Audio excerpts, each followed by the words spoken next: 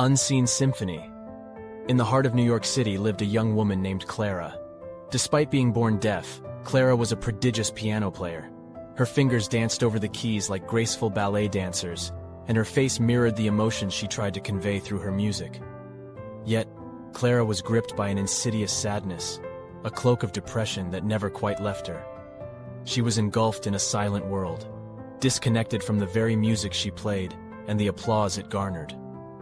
Across the street from Clara's apartment lived Mr. Albert Hoffman, a retired music teacher from Juilliard, battling his demons of a life filled with missed opportunities and regrets. Albert often heard Clara's music from his apartment, the beautiful melodies wafting into his living room and filling up the lonely silence.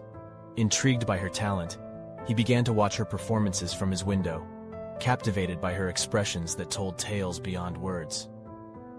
One day, after a particularly soulful performance, Clara sat by her piano, tears streaming down her face. Albert, observing this, decided it was time he stepped in.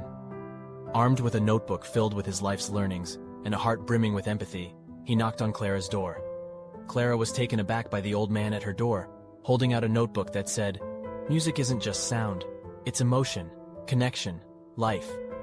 With the help of a text-to-speech app, they conversed, and Albert proposed to teach Clara a new way to experience her music. Albert taught Clara how to feel the music through the vibrations of the piano, through the expressions of her audience, and through the emotions welling inside her. Together, they started a new journey, discovering music beyond the realm of sound. Clara began to feel a connection with her music, a bond she had yearned for her entire life. Meanwhile, Albert found a renewed purpose, a chance to make amends with his past. Inspired by her experiences, Clara decided to compose a unique piece, a symphony that captured the pulse of New York City.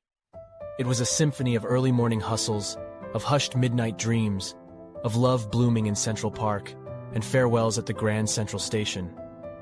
It was a piece born out of a heart that felt the rhythm of the city, the pulse of its people. The day of her performance was filled with anticipation. As Clara's fingers began to play, a hush fell over the crowd.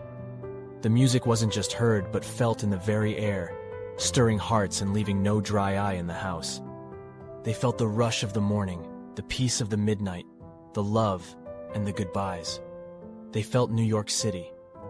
As the last note played and Clara lifted her hands, she felt the vibration of applause through the floor, the outpour of emotions from the audience, and a sense of joy she hadn't experienced in years.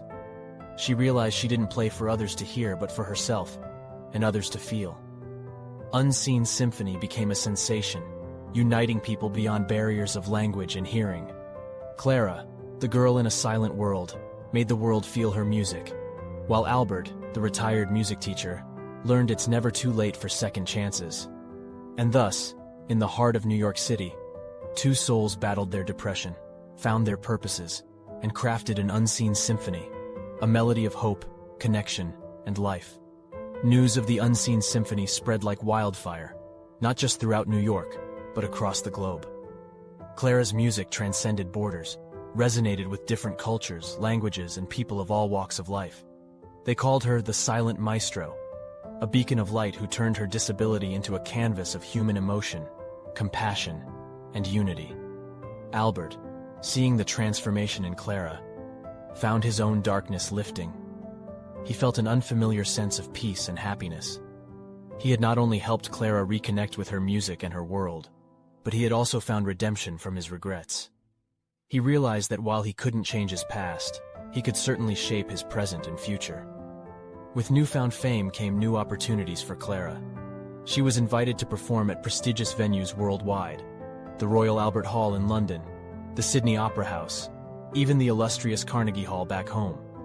Each venue presented its own unique resonance, a distinct pulse. Clara started incorporating these global symphonies into her music, creating a mosaic of worldwide experiences. Throughout her travels, Clara maintained her friendship with Albert. Together, they explored new ways to experience music. Albert started learning sign language to communicate better with Clara, and Clara found new ways to express her music, incorporating light effects synchronized with her performance to create a visual representation of her melodies.